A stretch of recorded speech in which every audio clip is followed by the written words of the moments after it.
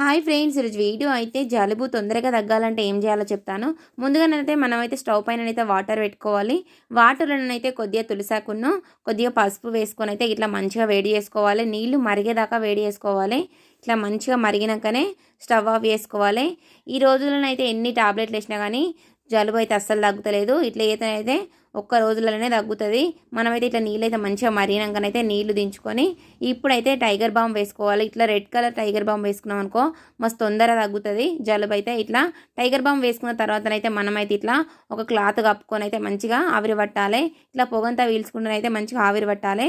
జలుబు అయితే తొందరగా తగ్గుతుంది ఇట్లా చేస్తేనైతే. చూడండి, మా అబ్బాయి అయితే మంచిగా ఆవిరి పడతాడు. చూడండి, ఇట్లా ఆవిరి పట్టండి. జలుబు అయితే తొందరగా తగ్గుతుంది. వీడియో నచ్చిన వాళ్ళైతే లైక్ చేయండి, షేర్ చేయండి, సబ్స్క్రైబ్ చేయడం మాత్రం మర్చిపోకండి.